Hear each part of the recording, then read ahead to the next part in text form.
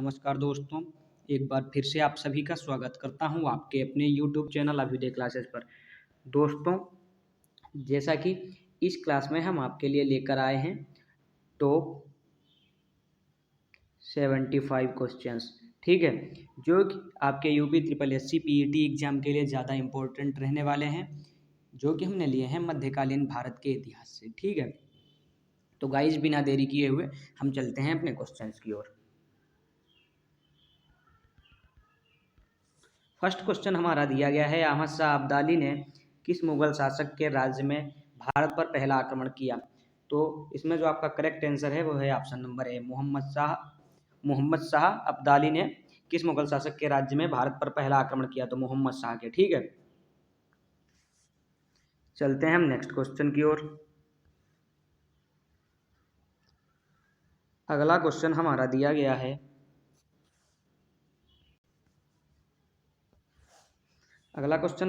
गया है,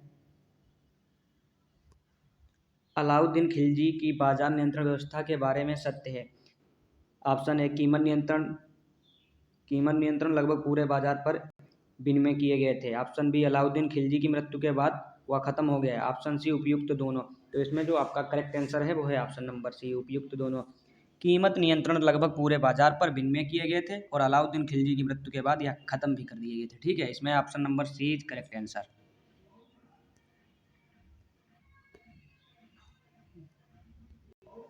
अगला क्वेश्चन हमारा दिया गया है, पेशवा बाजीराव किसके पुत्र थे? तो जो आपके पेशवा बाजीराव जी थे वो बालाजी विश्वनाथ राव के पुत्र थे।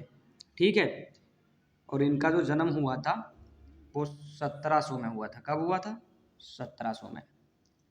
बालाजी विश्वनाथ राव के पुत्र थे। ठीक है, चलते हैं अगले क्वेश्चन की ओर। अगला क्वेश्चन हमारा दिया गया है, लूम किस काल का तकनीकी यंत्र था? लूम किस काल का तकनीकी यंत्र था? तो इसमें जो आपका करेक्ट आंसर हो जाएगा वो हो जाएगा ऑप्शन नंबर सी, सल्तनत काल का। थोड़ा भैया म्यूजिक धीमे कर लो।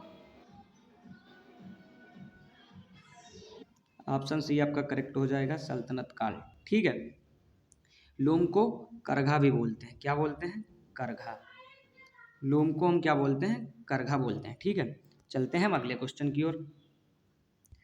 अगला क्वेश्चन हमारा दिया गया है, वसु चित्र की रचना किसने की? वसु चित्र की रचना किसने की थी? तो इसमें आपका करेक्ट आंसर हो जाएगा रामराज, जो कि एक तेलुगु कवि थे। कैसे कवि थे? तेलुगु कवि। ठीक है, वसु चित्र की रचना रामराज ने की, जो कि एक तेलुगु कवि थे। चलते हैं हम अगले क्वेश्चन की ओर। अगला क्वेश्चन हमारा दिया गया है, चंगेज खान का समकालीन कौन था? तो चंगेज खान का समकालीन कौन था? ऑप्शन ए इल्तुतमिश, जो कि एक मंगोल राजा था। कैसा राजा था? मंगोल राजा था। ठीक है, हम चलते हैं अगले क्वेश्चन की ओर। अगला क्वेश्चन हमारा दिया गया है, पानीपत का तीसरा युद्ध किनके बीच हुआ था? तो पानीपत का जो तीसरा युद्ध था वो किनके बीच हुआ था? वो मराठा और अफगानों के बीच हुआ था। किनके बीच हुआ था? मराठा और अफगानों के बीच, जिसमें 60,70,000 सैनिक मारे गए थे। कितने? 60,70,000। 60,70,000 सैनिक मारे गए थे। ठीक है, चलते हैं हम अगले क्वेश्चन की ओर। अगला क्वेश्चन हमारा दिया गया है, औरंगजेब किस वाद्य यंत्र बजाने में निपुण था? तो इसमें जो आपका करेक्ट आंसर हो जाएगा बीना। ऑप्शन ए बीना। बीना बजाने का शौकीन था, लेकिन उसने संगीत पर रोक लगा रखी थी। संगीत पर रोक लगा रखी थी। ठीक है, संगीत पर क्या कर रखा था? रोक लगा रखी थी, और बीड़ा बजाने का शौकीन था। अगला क्वेश्चन हमारा दिया गया है, नटराज की कांस्य मूर्ति किस वंश से संबंधित है? नटराज की जो कांस्य मूर्ति है वो किस वंश से संबंधित है? तो आपका करेक्ट आंसर हो जाएगा चोल वंश से। नटराज की कांस्य मूर्ति चोल वंश से संबंधित थी। नटराज क्या होता है? मतलब शंकर जी की नृत्य करते हुए मूर्ति को नटराज बोलते थे। ठीक है, और चोल वंश से संबंधित थी।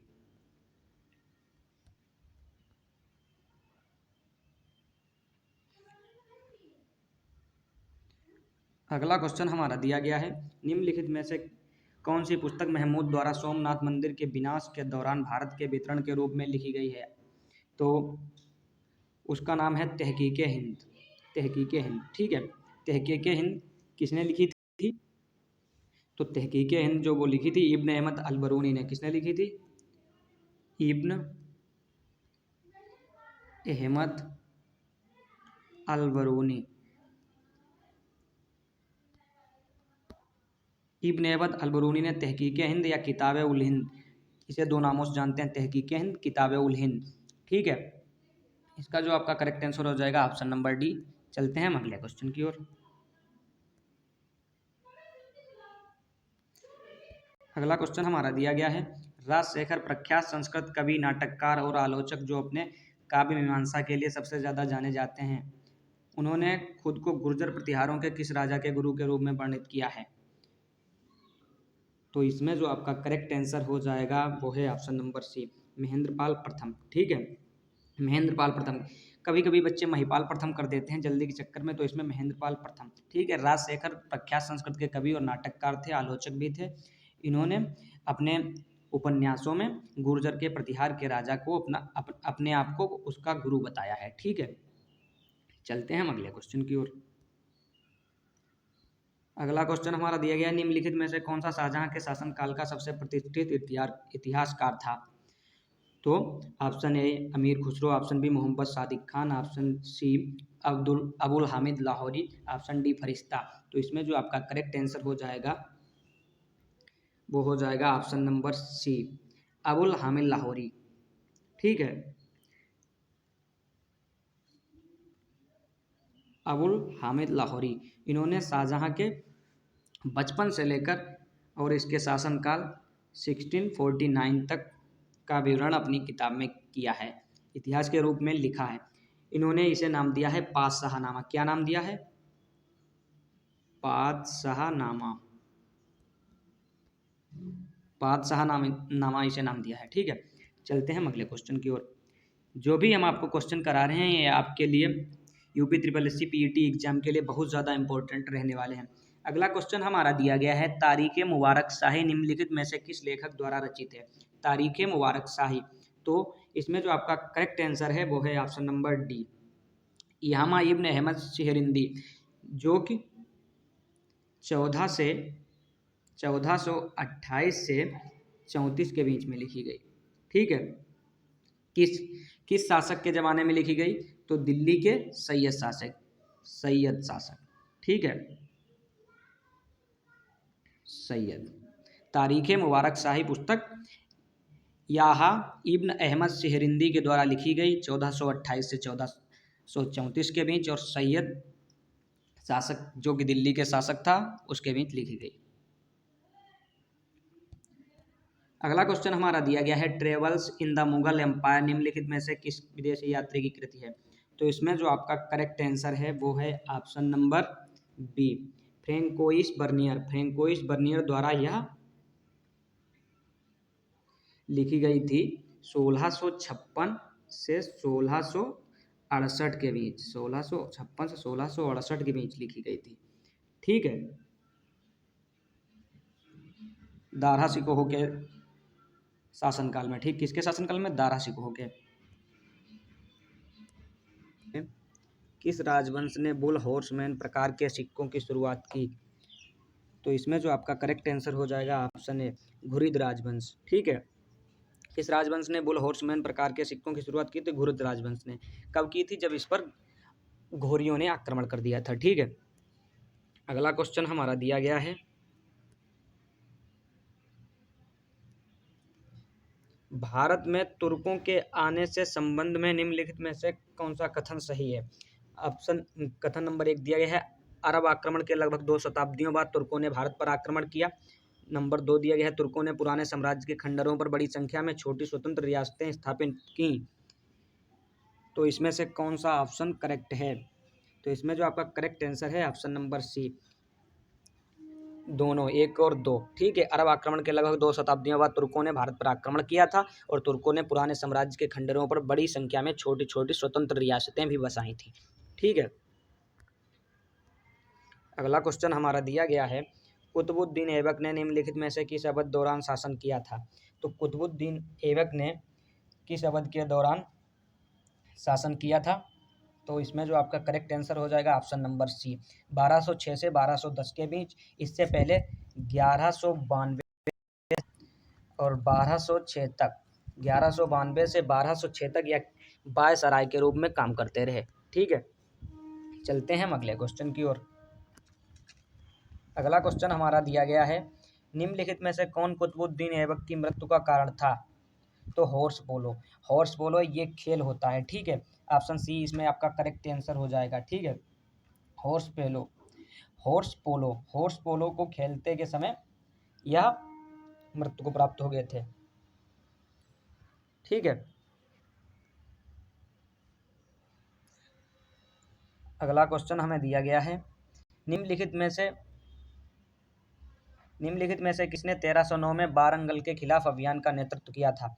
क्या यह अलाउद्दीन खिलजी था, या मलिक काफूर था, या बख्तियार खिलजी था, या मोहम्मद बिन तुगलक था? तो इसमें जो आपका करेक्ट आंसर हो जाएगा वो है option number B, Malik Kafur. Malik Kafur ने 1309 में वारंगल के खिलाफ अभियान का नेतृत्व किया था। ठीक है, चलते हैं हम अगले क्वेश्चन की ओर।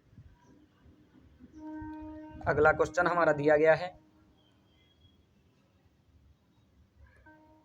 निम्नलिखित में से कौन सा खिलजी वंश के शासक सेनापति मूल रूप से बराड़ू हिंद सैन्य कबीले से थे?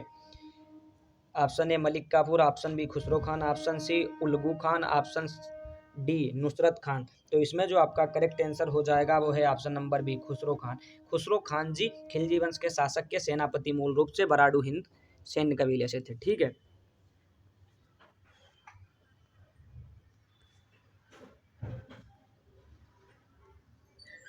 अगला क्वेश्चन हमारा दिया गया है, पानीपत की पहली लड़ाई में इब्राहिम लोदी की हार के निम्नलिखित में से कौन से कारण थे? इब्राहिम लोदी की हार के कौन से कारण थे? तो अब आप कारण देख लेते हैं। बाबर ने युद्ध में तोपखाने का प्रयोग किया था और भारतीय सैनिक तोपखाने के प्रयोग से परिचित नहीं थे। और ऑप्शन मतलब कारण नंबर बी दूसरा दिया गया है, बाबर की सेना बेहतर अनुशासित और पूरी तरह से प्रशिक्षित और अच्छी तरह से सुसज्जित थी। तीसरा कारण दिया है, देश छोटे राज्यों और छोटी रियासतों में विभाजित था। तो इसमें आपको बताना है कौन सा ऑप्शन सही है। तो इसमें जो आपका करेक्ट आंसर रहने वाला है वो है ऑप्शन नंबर डी, 1, 2 और 3। ठीक है, तीनों। बाबर ने युद्ध में तोपखाने का प्रयोग किया और भारतीय सैनिक तोपखाने से बिल्कुल परिचित नहीं थे। बाबर की सेना बेहतर अनुशासित और पूरी तरह से प्रशिक्षित और अच्छी तरह से सुसज्जित थी और देश छोटे राज्यों और छोटी रियासतों में विभाजित था, क्योंकि सब राजा अपनी अपनी रियासतों के लिए लड़ रहे थे, कोई भी संपूर्ण देश के लिए नहीं लड़ रहा था। ठीक है, अगला क्वेश्चन हमारा दिया गया है, दिल्ली के किस सुल्तान ने सबसे पहले खलीफा के नाम से बुलियन सिक्के जारी किए थे? तो इसमें जो आपका करेक्ट आंसर हो जाएगा वो है ऑप्शन नंबर ए, इल्तुतमिश ने। ठीक है, जो कि खलीफा के नाम से थे और हिंदी में छपे थे। पहली बार हिंदी में छपे थे, नहीं अरबी, फारसी और उर्दू में छप के आते थे। किस में छपे थे? हिंदी में। इल्तुतमिश ने जारी किए थे। ठीक है, अगला क्वेश्चन हमारा दिया गया है, दिल्ली सल्तनत काल के दौरान धार्मिक मामलों के विभाग का नेतृत्व किसने किया? तो इसमें जो आपका करेक्ट आंसर हो जाएगा वो ऑप्शन नंबर सी, सदर ने। दिल्ली सल्तनत काल के दौरान धार्मिक मामलों के विभाग का नेतृत्व सदर ने किया था। ठीक है, अगला क्वेश्चन हमारा दिया गया है, सल्तनत काल में वकीलेदार का क्या कार्य था? वकीलेदार का जो कार्य था वो कोर्ट की मर्यादा बनाए रखना। ठीक है, कोर्ट की मर्यादा बनाए रखना वकीलेदार का कार्य था, कि कोर्ट की मर्यादा भी बनी रहे और कार्य भी पूरा हो जाए। तो option A is correct answer. अगले क्वेश्चन की ओर हम चलते हैं। अगला क्वेश्चन हमारा दिया गया है, इक्तिदारों के संबंध में निम्नलिखित में से कौन सा कथन सही है? उन्हें अस्थायी आधार पर इक्ता प्रदान की गई। दूसरा दिया गया है, इक्तादारों को राज्य के भीतर स्थानांतरित किया जा सकता है। इक्तादार उन्हें सौंपी गई भूमि के मालिक थे। तो इसमें आपका कौन सा ऑप्शन करेक्ट है? तो इसमें जो आपका करेक्ट है केवल 1 और 2। इक्तादार उन्हें सौंपी गई भूमि के मालिक थे, इसलिए नहीं, क्योंकि उनके पास भूमि नहीं थी, इसलिए इक्तादार उन्हें सौंपी गई। ठीक है, ये वाला गलत हो जाएगा, ये दोनों सही हैं। तो option A is correct answer. चलते हैं हम अगले क्वेश्चन की ओर। अगला क्वेश्चन हमारा दिया गया है, सल्तनत काल के दौरान निम्नलिखित में से कौन सी कृषि की विशेषताएं थीं। तो कृषि की कौन कौन सी विशेषताएं थीं, इस विषय में क्वेश्चन दिया गया है। तिल, गन्ना, काली मिर्च, अदरक, नील और कपास कई ग्रामोद्योगों के लिए कच्चे माल का निर्माण करते हैं और राज्य राजस्व अर्जन के ये एक महत्वपूर्ण घटक के रूप में कृषि उपज पर निर्भर था। किस पर निर्भर था? कृषि उपज पर निर्भर था। ठीक है। आम तौर पर व्यवहार में भू राजस्व मूल्यांकन के 3 तरीके थे, साझाकरण, मूल्यांकन और माप। साझाकरण, मूल्यांकन और माप। तो इसमें ये तीनों आपके सही हैं, यही सब जारी किए गए। तो इसमें आपका option number D is correct answer हो जाएगा। अगला क्वेश्चन हम देख लेते हैं। अगला क्वेश्चन हमें दिया गया है, निम्नलिखित में से किस जिम्मी या संरक्षित व्यक्ति माना जाता था। किसे जिम्मी या संरक्षित व्यक्ति माना जाता था?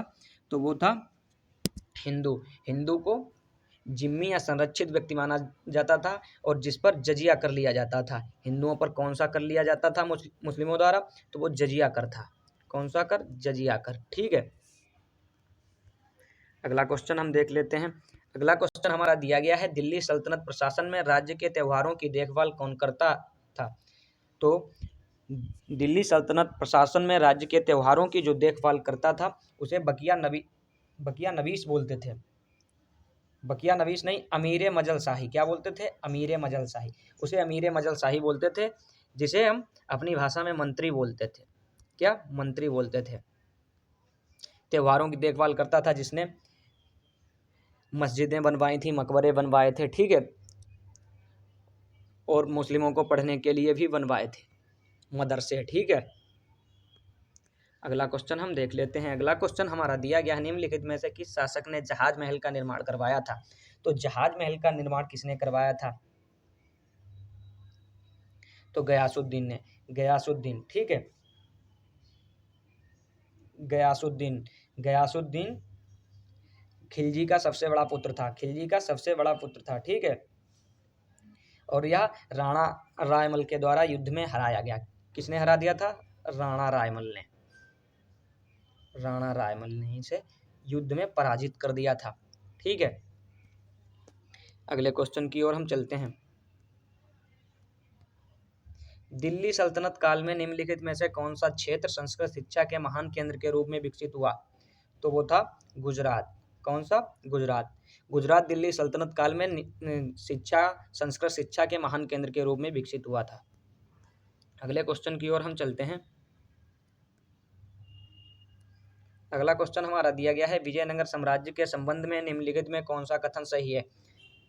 तो कौन सा इसमें से कथन सही है, ये हमें इस प्रश्न में बताना होता है और इससे एक प्रश्न निश्चित ही है। सती को विजयनगर साम्राज्य में सम्मानित किया गया था। सही है, क्योंकि सती को उस समय विजयनगर साम्राज्य में सम्मान दिया जाता था। शाही परिवारों को बहुविवाह प्रचलित था। जो शाही परिवार होते थे, बड़े अमीर लोग होते थे, वो बहुविवाह कर सकते थे, बहुत ज़्यादा विवाह कर सकते थे। वैसे ही अन्य लोगों के लिए यह सुविधा उपलब्ध नहीं थी। देवदासी प्रथा थी, प्रचलित थी। तो इसमें आपके तीनों सही हैं। तो इसमें आपका option number D correct answer हो जाएगा, 1, 2 और 3। ठीक है। अगला क्वेश्चन हमारा दिया गया है, निम्नलिखित में से किसन बदत अल वजूद के सिद्धांत या अस्तित्व की एकता के बारे में बात की जिसका दुनिया भर में सूफी विचार पर गहरा प्रभाव पड़ा। तो ऑप्शन ए दिया गया अल हुजविरी, ऑप्शन बी दिया गया अल जुनैद, ऑप्शन सी दिया गया इब्ने अरबी, ऑप्शन डी दिया गया बोबेम। इनमें से कोई नहीं। ठीक है। उपरयुक्त में से कोई नहीं, मतलब इनमें से कोई नहीं। तो इसमें आपका कौन सा ऑप्शन करेक्ट होगा? तो वो इब्ने ए अरबी। इब्न ए अरबी। ठीक है। इब्न ए अरबी था। ठीक है। Option C is correct answer. चलते हैं हम अगले क्वेश्चन की ओर। अगला क्वेश्चन हमारा दिया गया है, निम्नलिखित में से किसने बेलगाम में विजयनगर के राजाओं के खिलाफ युद्ध में बारूद के इस्तेमाल की शुरुआत की। तो ऑप्शन ए दिया गया अलाउद्दीन अहमद शाह प्रथम, ऑप्शन बी दिया गया अलाउद्दीन हुमायूं शाह, ऑप्शन सी दिया गया महमूद गवान, ऑप्शन डी दिया गया अहमद शाह थर्ड। तो इसमें जो आपका करेक्ट आंसर हो जाएगा वो है ऑप्शन नंबर सी, महमूद गवान। महमूद गवान। ठीक है। महमूद गवान ने विजयनगर के राजाओं के खिलाफ युद्ध में बारूद के इस्तेमाल की शुरुआत की थी, जिसने फारसी केमिस्टों को भी शामिल किया था और अपनी सेना को बारूद बनाने के लिए। ठीक है। निम्नलिखित में से किसे भीनार के नाम से जाना जाता था? भीनार के नाम से किसे जाना जाता था? अहमदनगर को। अहमदनगर को भीनार भी बोलते थे। ठीक है। अगला क्वेश्चन देख लेते हैं। अगला क्वेश्चन हमारा दिया गया है, निम्नलिखित में से किसे इब्राहिम लोदी के खिलाफ साजिश रची और बाबर को दिल्ली पर आक्रमण करने के लिए आमंत्रित किया? तो किसने इब्राहिम लोदी के खिलाफ साजिश रची थी और बाबर को दिल्ली पर आक्रमण करने के लिए आमंत्रित किया था? तो वो था दौलत खान लोदी। कौन था? दौलत खान लोदी। दौलत खान लोदी ने इब्राहिम लोदी के खिलाफ साजिश रची थी। ठीक है। क्या रची थी? साजिश। और बाबर को दिल्ली पर आक्रमण करने के लिए आमंत्रित कर दिया था, जिससे इब्राहिम लोदी को हार का सामना करना पड़ा। अगला क्वेश्चन हमारा दिया गया, निम्नलिखित में से किसने बाबरनामा का फारसी में अनुवाद किया था? तो इसमें जो आपका खाना, कौन सा? अब्दुल रहीम खान खाना। अब्दुल रहीम खान खाना जो कि बैरम खान के पुत्र थे। ठीक है। अब्दुल रहीम खान खाना ने बाबरनामा का फारसी में अनुवाद किया है, जो कि बैरम खान के पुत्र थे। और बैरम खान अकबर के दरबार में 9 रत्नों में से एक गिने जाते थे, जिन्हें हम सिर्फ रहीम बोलते हैं। रहीम। रहीम जी का पूरा नाम भी आता है कभी कभी, तो वो क्या हो जाएगा? अब्दुल रहीम खान खाना। ठीक है। अगला क्वेश्चन हम देख लेते हैं। अगला क्वेश्चन हमारा दिया गया है, बाज बहादुर की हार के बाद वह निम्नलिखित में से किस स्थान की ओर भाग गया?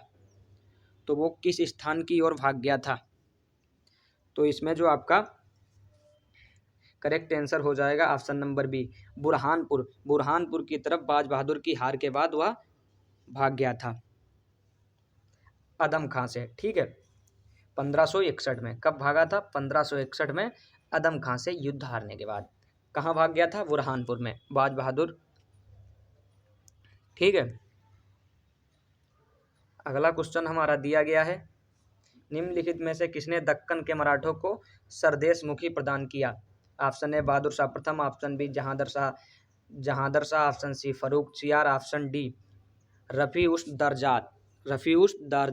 तो इसमें जो आपका करेक्ट आंसर हो जाएगा वो है option number B. Option number B है या सी है? तो इसमें जो आपका करेक्ट आंसर है वो है ऑप्शन नंबर ए, बहादुर शाह प्रथम। बहादुर शाह प्रथम ने दक्कन के मराठों को चौथ भी नहीं पहुंचा पाया था। उसने सोचा कि हमने मराठों को अभी संपूर्ण तरीके से खुश नहीं कर पाया है। क्या नहीं पहुंचा पाया था? चौथ। ठीक है। अगला क्वेश्चन दिया गया है, मुगल साम्राज्य की खुफिया और सूचना एजेंसियों का प्रमुख कौन था? तो मुगल साम्राज्य की खुफिया और सूचना एजेंसियों का प्रमुख कौन था? ऑप्शन ए वजीर, ऑप्शन बी सम्राट, ऑप्शन सी वकील, ऑप्शन डी मीर बख्शी। तो इसमें जो आपका करेक्ट आंसर हो जाएगा वो है option number D, Mir Bakhshi. Mir Bakhshi. खुफिया और सूचना को बोलते थे, क्या बोलते थे? बकिया नवीस। बकिया नवीस। बकिया नवीस का मतलब होता है सूचनाओं को आदान प्रदान करने वाला। बकिया नवीस इसे उर्दू में बोलते थे। ठीक है। वैसे हिंदी में इसे संवाददाता भी बोलते हैं, न्यूज एजेंसी बोल सकते हैं। ठीक है। अगला क्वेश्चन हमारा दिया गया है, कोल्हापुर का युद्ध शिवाजी और के बीच लड़ा गया था। तो शिवाजी और किसके बीच लड़ा गया था? तो इसमें जो आपका करेक्ट आंसर हो जाएगा ऑप्शन नंबर बी, रुस्तम जमन। रुस्तम जमन और शिवाजी के बीच युद्ध हुआ था, जिसमें शिवाजी विजयी हुए थे। शिवाजी की जीत हुई थी। ठीक है। शिवाजी विजयी हुए थे और रुस्तम जमन के बीच और शिवाजी के बीच कोल्हापुर का युद्ध हुआ था। चलते हैं हम अगले क्वेश्चन की ओर।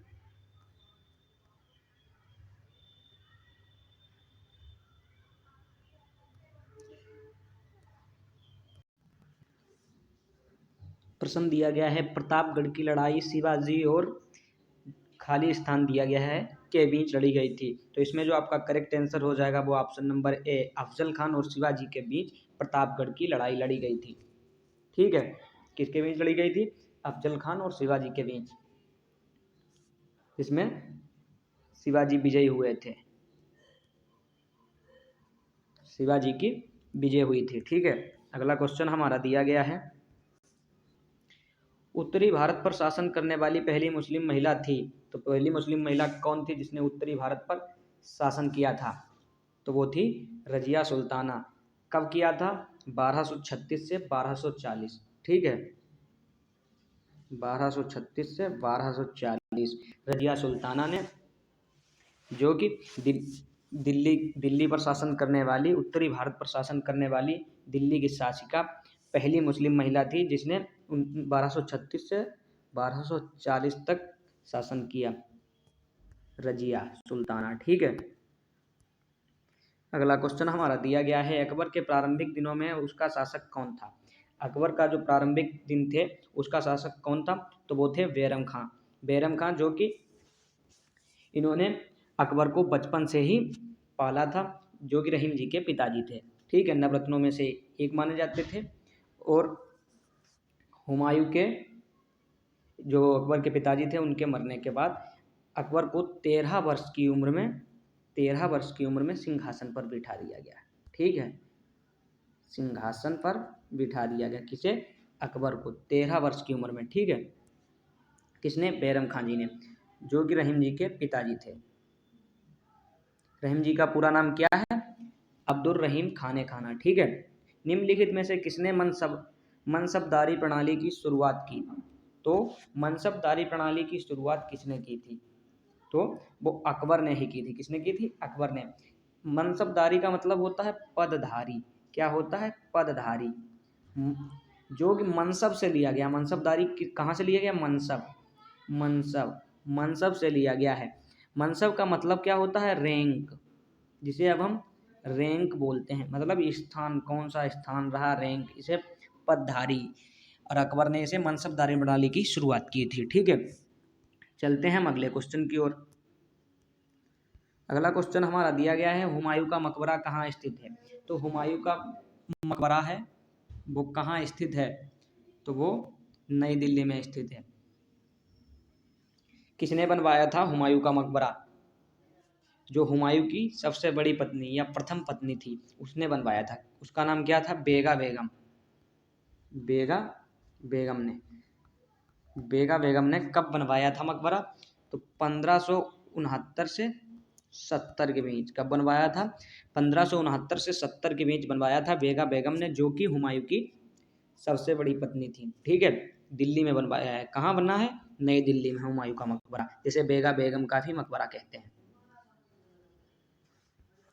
अगला क्वेश्चन हमारा दिया गया है, नियमित मुद्रा जारी करने और दिल्ली को अपने साम्राज्य की राजधानी घोषित करने वाला दिल्ली का पहला सुल्तान था। तो दिल्ली का पहला सुल्तान कौन था जिसने दिल्ली को अपनी राजधानी बताया? तो वो थे इल्तुतमिश। कौन थे? इल्तुतमिश, जिन्होंने चांदी और तांबे के सिक्के जारी किए थे। काहे के? चांदी और तांबे के सिक्के जारी किए थे, जो वजन में थे 175 ग्रेन। कितने थे? 175 ग्रेन। 175 ग्रेन, जो कि सिक्कों का मानक वजन है। कैसा वजन है? मानक वजन। किसने जारी किए थे? इल्तुतमिश ने। ठीक है, अगला क्वेश्चन हम देख लेते हैं। अगला क्वेश्चन हमारा दिया गया है, खिज्र खान ने किस राजवंशी की शुरुआत की थी? खिज्र खान थे, तो उन्होंने किस राजवंश की शुरुआत की थी? सैयद वंश की। किसकी की थी? सैयद वंश की। कब की थी? 1414 दिल्ली। ठीक, कहाँ की थी? दिल्ली में सैयद वंश की स्थापना या शुरुआत कब की थी? खिज्र खान ने की थी, और सैयद वंश की स्थापना की थी 1414 में। अगले क्वेश्चन की ओर हम चलते हैं। अगला क्वेश्चन हमारा दिया गया है, चांदी का सिक्का टंका द्वारा पेश किया गया था। मतलब किसके द्वारा पेश किया गया था? तो चांदी का सिक्का टंका किसके द्वारा पेश किया गया था? तो इसमें जो आपका करेक्ट आंसर हो जाएगा ऑप्शन नंबर सी। किसके द्वारा?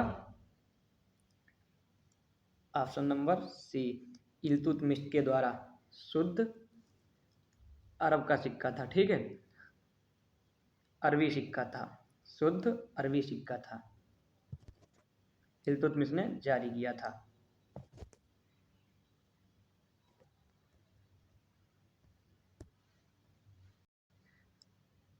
अगला क्वेश्चन दिया गया है हमारा,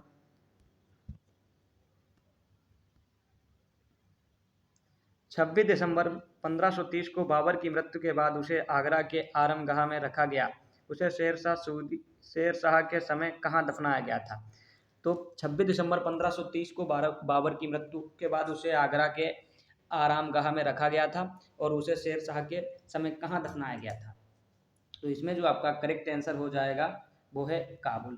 काबुल में दफनाया गया था। ठीक है,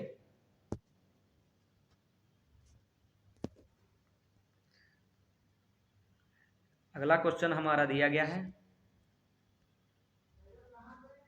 अगला क्वेश्चन हमारा दिया गया, गुलाम वंश का अंतिम राजा कौन था? तो गुलाम वंश का अंतिम राजा कौन था? तो वो था केकुबाद। केकुबाद, जिसकी हत्या जलालुद्दीन फिरोज द्वारा की गई थी। किसके द्वारा?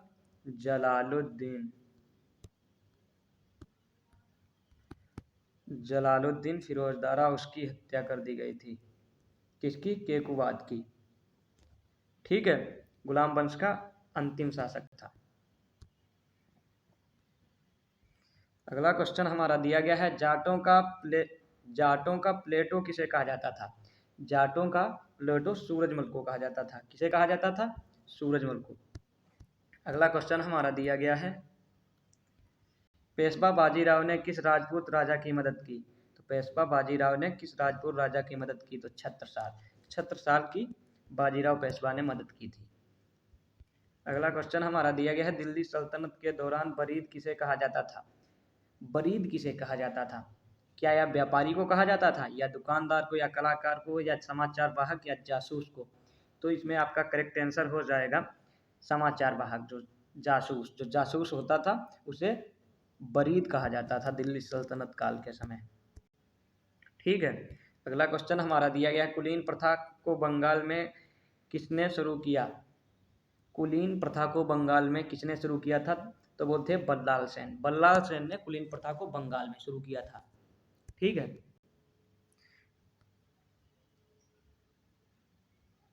अगला क्वेश्चन हमारा दिया गया है, किसने अपने भाई उलूग खान और नुसरत खान को गुजरात आक्रमण के लिए भेजा था? उलूग खान और नुसरत खान को किसने आक्रमण के लिए गुजरात भेजा था? तो इसमें जो आपका करेक्ट आंसर हो जाएगा अलाउद्दीन खिलजी। अलाउद्दीन खिलजी ने उलूग खान, जो कि अलाउद्दीन खिलजी के भाई थे, और नुसरत खान को गुजरात में आक्रमण के लिए भेजा था। ठीक है, कबीर किसके शिष्य थे? तो कबीर जो थे वो रामानंद जी के शिष्य थे। किसके थे? रामानंद जी के। कबीर के 12 शिष्य थे। कुल कितने चेले थे कबीर के? 12, जिसमें 10 शिष्य थे और 2 शिष्याएं थीं। ठीक है, 2 शिष्या,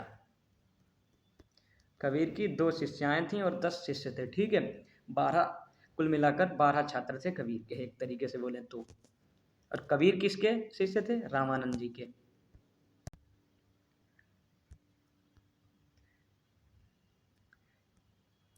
अगला क्वेश्चन हमारा दिया गया है, चचनामा निम्नलिखित में से किस क्षेत्र का सबसे पुराना इतिहास है?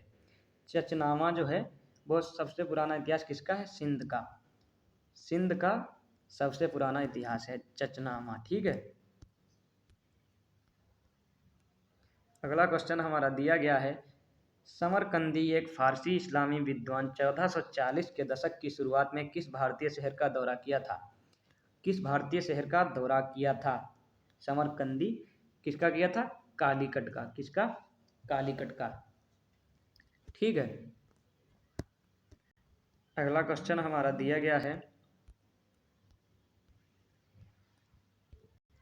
राणा कुंभा ने चित्तौड़ का विजय स्तंभ किस युद्ध में विजय के बाद बनवाया? राणा कुंभा ने विजय का जो स्तंभ था वो किस युद्ध में विजय के बाद बनवाया? तो सारंगपुर युद्ध। सारंगपुर युद्ध में राणा कुंभा की विजय हुई थी, तो इन्होंने एक विजय स्तंभ बनवाया जिसकी लंबाई थी 37 मीटर, जिसकी ऊंचाई थी 37 मीटर। ठीक है, 37 मीटर ऊंचा राणा कुंभा ने चित्तौड़ का विजय स्तंभ बनवाया था। इसके बाद हमारा अगला क्वेश्चन दिया गया है, निम्नलिखित में से कौन सी पुस्तक महमूद द्वारा सोमनाथ मंदिर के विनाश के दौरान भारत के विवरण के रूप में लिखी गई है? तो वो है तहकीके हिंद। कौन सी है? तहकीके हिंद। तहकीके हिंद, जिसे हम किताब किताबुल हिंद भी बोलते हैं। क्या बोलते हैं? किताबुल हिंद। ठीक है। किसके द्वारा लिखी गई? इब्न महमूद जी के द्वारा। किसके द्वारा? इब्न अहमद अलबरूनी के द्वारा। इब्न अहमद, जो कि मैं पहले भी बता चुका हूँ, इब्न अहमद अलबरूनी।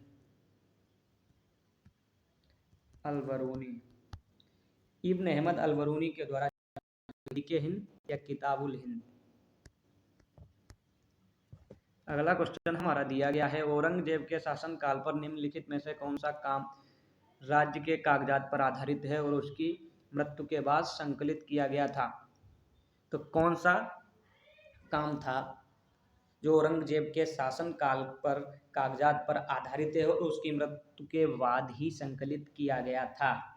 तो क्या यह मासिरे आलमगीरी है, या आलमगीरनामा है, या फुतुहाट आलमगीरी है, मुंतखब उल लवाबी है? तो इसमें जो आपका करेक्ट आंसर हो जाएगा ऑप्शन नंबर ए, मासिरे आलमगीरी कागजात। इसमें पृष्ठों की संख्या है 541। 541 पृष्ठों में औरंगजेब के शासनकाल के और सारा इतिहास लिखा है औरंगजेब के बारे में मासिरे आलमगीरी में, जिसमें 541 पृष्ठ हैं जो कि उसकी मृत्यु के बाद संकलित किए गए हैं। अगला क्वेश्चन हमारा दिया गया है, मोहम्मद बिन तुगलक के चांदी के सिक्के का क्या नाम था? तो चांदी के जो सिक्के थे मोहम्मद बिन तुगलक के, उसका नाम था एडलिस। क्या था? एडलिस। ठीक है, उनका नाम था एडलिस।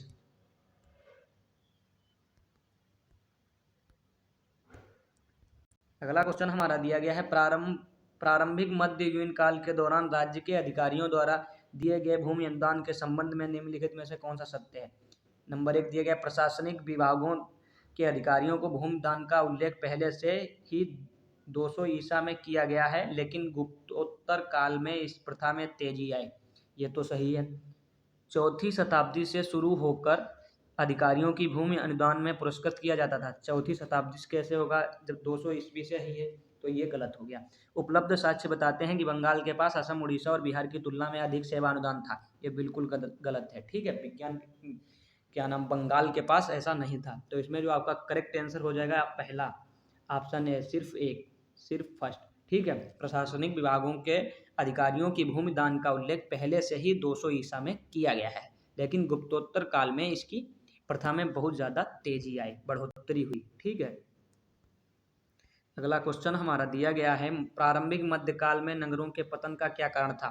विभिन्न विदेशी शासकों के हमले, विभिन्न भारतीय राज्यों के बीच लड़ाई, व्यापार की गिरावट, महामारियां।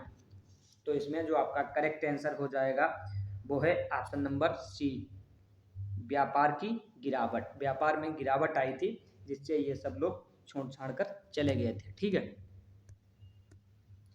अगला क्वेश्चन है, महमूद गजनी ने सोमनाथ मंदिर को किस वर्ष लूटा था? महमूद गजनी ने सोमनाथ मंदिर को 1025 में लूटा था। कब लूटा था? 1025 में। ठीक है, अगला क्वेश्चन है, भारत पर आक्रमण करने वाला प्रथम तुर्क कौन था? प्रथम तुर्क कौन था? तो भारत पर किस पहले तुर्की ने आक्रमण किया था? भारत पर प्रथम तुर्की कौन था जिसने भारत पर आक्रमण किया था?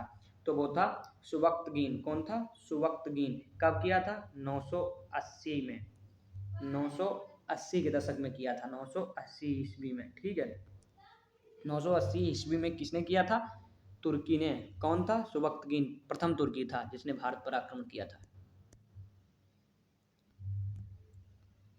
अगला क्वेश्चन हमारा दिया गया है, भारतीय तट पर निम्नलिखित में से कौन सा स्थान भारत पर अरबों द्वारा सबसे पहले आक्रमण के अधीन आया?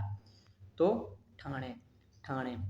ठाणे भी बोलते हैं, ठाणे भी बोलते हैं। ठीक है, भारतीय तट पर ठाणे भारत पर अरबों द्वारा सबसे पहले आक्रमण के अधीन आया। ठीक है,